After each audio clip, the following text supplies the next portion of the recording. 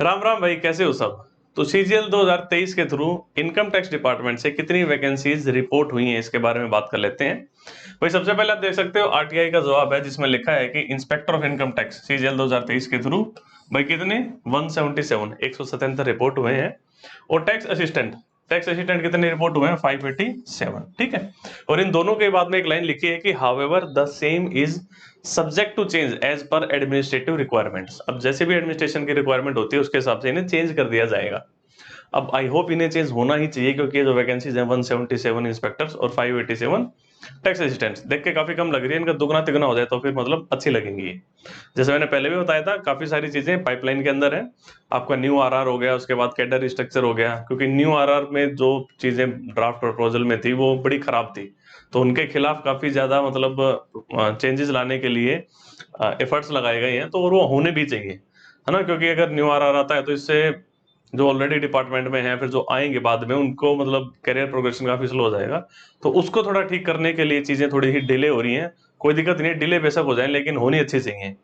But अब वही चीज है, अब अगर ये चीजें जितनी जल्दी हो जाती ठीक करके इन्हें जितना जल्दी लाया जाता उतना जल्दी मतलब सीजीएल 2023 पे हमें उसका इम्पैक्ट देखने को मिलता। अदरवाइज फिर चीजें अगर ज्यादा डिले होती हैं तो फिर वो सीजीएल 2024 पे उसका इम्पैक्ट आएगा। मतलब कि जब ज्यादा वैकेंसीज हमें देखने को मिलेंगी, अगर ये चीजें जल्दी हो जाए तो सीजीएल 2023 में आपको बम्पर वैकेंसीज देखने को मिल जाएंगी इनकम टैक्स डिपार्टमेंट के अंदर। लेट होती हैं तो फिर वही चीजें सीजीएल 2024 पे फिर इम्पैक्ट डाल लेंगे और वहां पे फिर ज्यादा वैकेंसीज बढ़ेंगे। ठीक है। तो आई होप अभी परसों से आप लोगों के प्रीलिम्स के पेपर स्टार्ट हो रहे हैं सीजीएल 2023 के। तैयारी अभी तक आप लोगों ने जो करनी थी मोटी मोटी आप वैसा कर चुके होगे। लास्ट के टाइम में तो बस जो पढ़ा है उसी को ही दोबारा पढ़ना होता है। किसी नई चीज के ऊपर एकदम से मत जाना। और पेपर पर अटेम्प्ट आप जिस तरीके से अभी तक मॉक्स में करते आए हो वैसा ही करना है। कुछ भी एक्सपेरिमेंट करने की जरूरत नहीं होती लास्ट के कुछ एक दिनों के अंदर।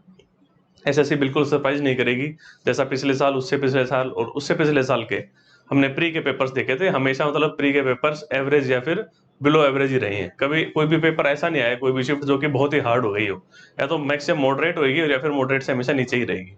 ठीक है। तो एक सेंस ऑफ डर सा आ रहा होगा आप लोगों के मन में कि यार अभी तो तैयारी नहीं हुई है, पता नहीं कैसा पेपर होगा, क्या जाएगा क्या जाएगा। ये सबके मन में आता है, एक बार एग्जाम से पहले ये चीज होती है। बट जैसे अब एग्जाम दे के आओगे ना तब आपको पता चलेगा यार मैं तो ऐसे ही डर रहा था। मतलब होता है, मतलब जब आपने मेहनत की होती है तो उस मेहनत के साथ में एक डर रहता है कि मेहनत खराब ना हो जाए अपनी। तो उस वजह से थोड़ा सा ऐसा आपको फीलिंग आ रही होगी। Otherwise it's a part of the process, सबके साथ ऐसा होता है। तो जो भी अपना मैक्सिमम एफर्ट्स आपने लगा सकते हो अभी और 2-4 दिन के अंदर वो लगा लो। बाकी शिफ्ट वालों को फायदा रहता है, उन्हें पता चल जाता है किस हिसाब से पेपर आ रहे हैं, है ना। तो कि पता चलना तो नहीं चाहिए बट आज के टाइम में डिजिटल वर्ल्ड है, सब कुछ पता चल जाता है कि किस हिसाब से पेपर आ रहे हैं, किस सेक्शन से क्या कुछ मतलब वेटेज आ रही है। ठीक है। उसके बाद फिर अपने मेंस की तैयारी में लग जाना, क्योंकि मेंस ज़्यादा टाइम नहीं बचा है, उसके 2-2.5 महीने के बाद आपका मेंस हो जाएगा। तो थोड़ा सा मतलब आप सीजीएल 2022 से कंपेयर करोगे तो 23 में मतलब आपको बहुत ज़्यादा एफर्ट लगाने की जरूरत है ना। 22 में वैकेंसी ज़्यादा थी, 23 में कितनी बढ़ा लें, 22 इतनी तो नहीं हो पाएंगी, कभी भी नहीं हो पाएंगी, है ना। तो थोड़ा हम मेंस के लिए और ज़्यादा एफर्ट देख लेना, वही प्री वाली सारी चीज़ें आनी है। बस मॉक्स लगा लेना नए अपने मेंस वाले पैटर्न पे, क्योंकि मेंस का थोड़ा पैटर्न ही तो अलग है, सिलेबस तो सारा सेम है।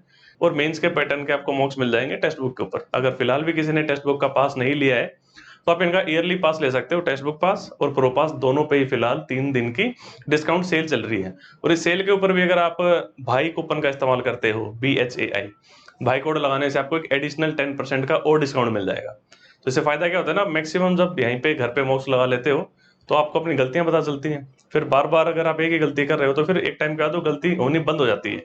तो यही होता है मेन, जो आप एग्जाम में गलतियां करोगे, अगर वही गलतियां आप बहुत सारे बार पहले ही मॉक्स में करके उन्हें सुधार चुके हो तो फिर वो सिली मिस्टेक एग्जाम में नहीं होती। तो देख लेना है। बाकी भाई मेरी तरफ से बहुत बहुत बेस्ट ऑफ लक।